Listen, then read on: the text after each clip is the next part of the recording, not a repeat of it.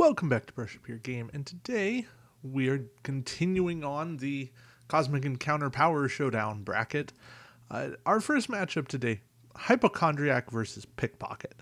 Now, Hypochondriac has a very long rules text about being anxious, giving players tokens. It's a neat power, and it can actually prevent somebody from winning the game. Pickpocket's very simple. Take a card from a hand, from the hand of somebody who has a colony in your system.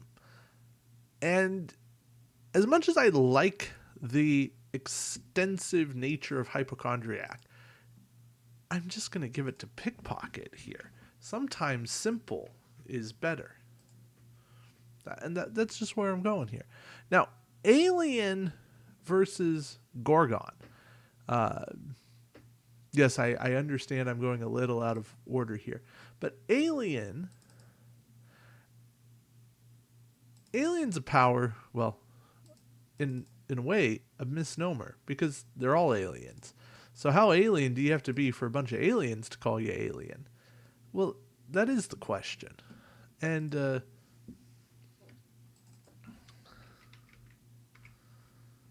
yeah, that's not going to cause any issues. Let's see if I can get and do this faster. Here we go. Alien. You have the power to traumatize. At the start of another player's turn, you can use this power to capture one of that player's ships from any colony where they have at least 2 ships. Choose one trauma from your essence card cache and place it face down next to the sheet with the captured ship on top. You cannot hold more than one of each player's ships captive at a time. When you're not the offense, before encounter cards are selected, you may use this power to release one or both of the main player's ships you have captured on previous turns. Released ships join the encounter, going to the gate or the targeted planet as appropriate. You may exceed gate limits, and the trauma card under each one is placed face down unseen near the corresponding main player. When a player with the trauma card reveals an encounter card, he or she must also reveal that trauma card and carry out its effect. Revealed trauma cards are returned to you. So Alien is, again, kind of convoluted. A lot going on there. Gorgon has the power to petrify. When another player attempts to move any ships from one or more of your home planets or that are coexisting on any planet with your ships, use this power. That player must either leave those ships where they are or send them to the warp. Now, you don't have to. It's optional, I think. Gorgon is mean. There's a lot there. But I'm going to give this one to Gorgon. I'm not loving Alien. I'm not loving Gorgon. But I'm going to give it there. Now, Locust versus Dragon. We have seen the Locust alternate timeline. And Locust suffers from many problems. So with that, Dragon moves on. If you like, and I probably should do this anyways. Yes, Dragon is a new power. Is an Odyssey power. Dragon, yeah. Yellow. Here we go. So, Dragon, part of Scorch, after Destiny's drawn, if it matches player color or is wild, add that card to this sheet. After the third card of the same color is placed on this, you discard all 3 Destiny cards and then Scorch Planet in that player's home system. Those ships are sent to the warp. Planets removed from the game. As the offense, instead of drawing Destiny, you may choose to discard a Destiny card from this sheet to have an encounter as though you had drawn that card. So a little bit of will. If the Destiny deck needs to be reshuffled, remove all Destiny cards from this sheet and shuffle them into the Destiny deck. So you better act quick. But yeah, Dragon, I mean, that's a cosmic dragon. That just looks cool. So Dragon moves on. There's nothing redeeming about the original Locust.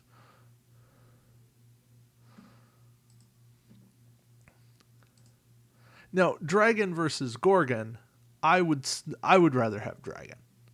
That is simply a matter of if I have a chance to obliterate ships, obliterate planets, and control my destiny versus just lock some ships in place. Yeah, I'm taking dragon.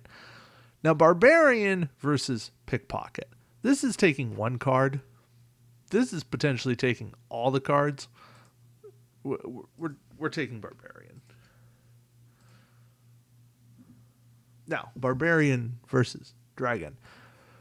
Barbarian's a win more power, and I like win more, but there's something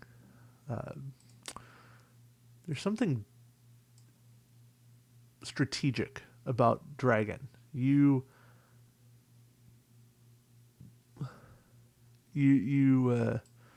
get the destiny cards.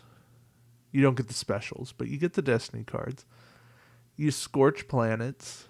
You're messing with everybody. You can choose who you want to fight. You don't even have to.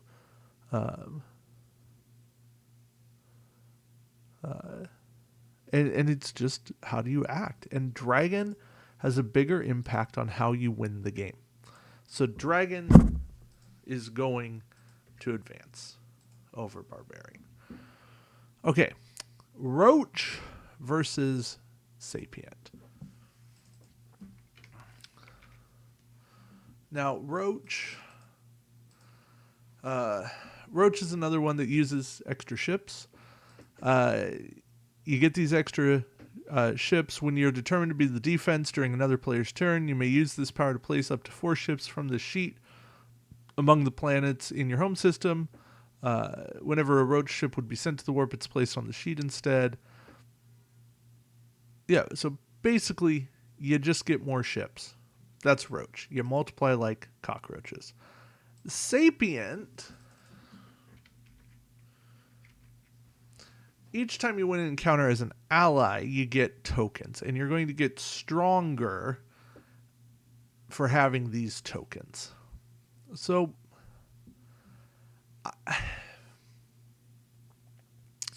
it's tricky, right? Sapient really only works as an ally. Roach only works as a defense. That's how you're going to get more ships. You're guaranteed defense. At least twice, right? The Destiny deck can be against you. But Sapient, you got to have a willing group to work with you to get those tokens. I'm giving it to Roach just for the guarantee. I don't like Roach. Roach is probably going down next round. But, yeah. Tentacle versus Mouth. And we're going to avoid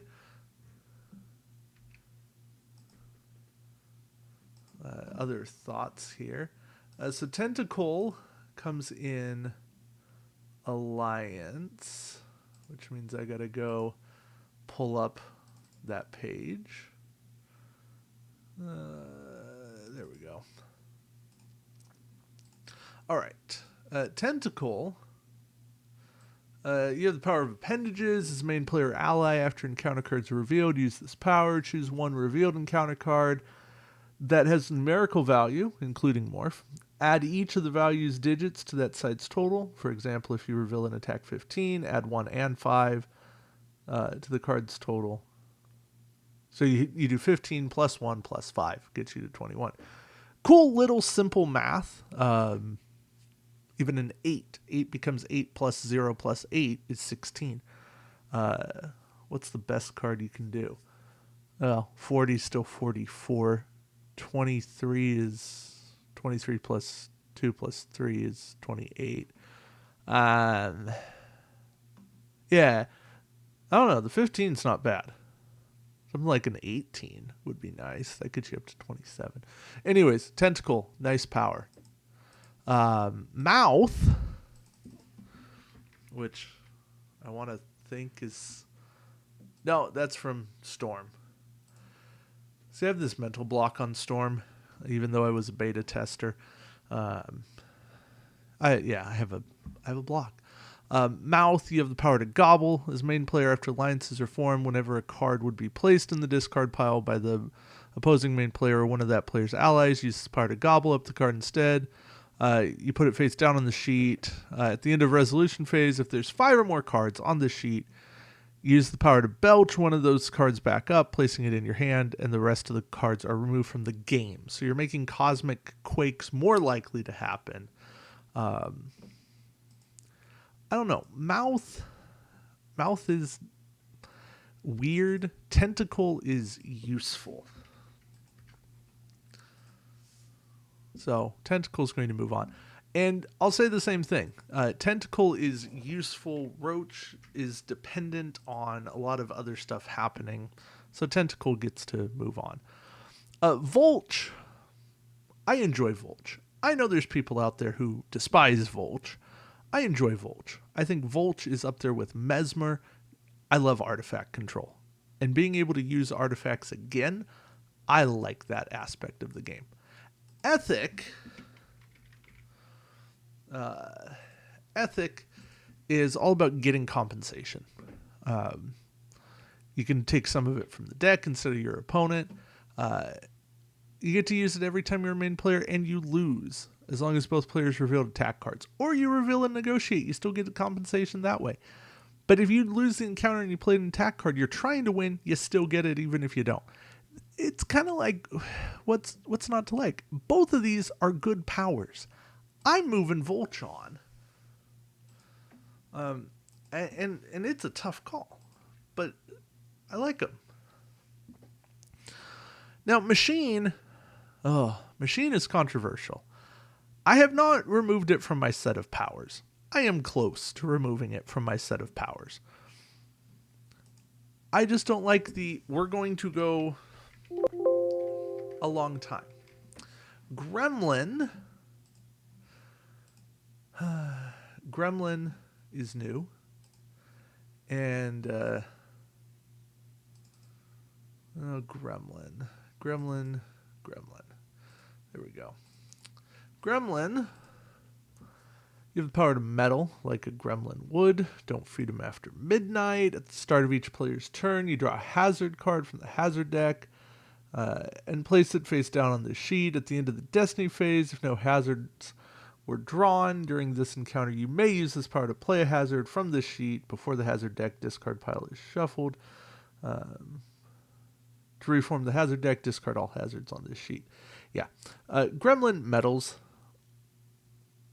I'm not the biggest fan of powers that use decks that aren't normally in play. I do like the one that uses the tech deck, but the hazards, I'm not the biggest fan of hazards, and I actually don't despise Machine.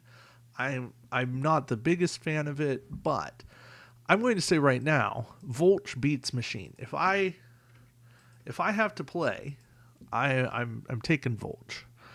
Now Volch versus Tentacle. Tentacle does some real simple addition. Volch impacts the game in a big way. So I'm moving Volch on. And Tentacle, interesting power, would happily play it, but it's very simple.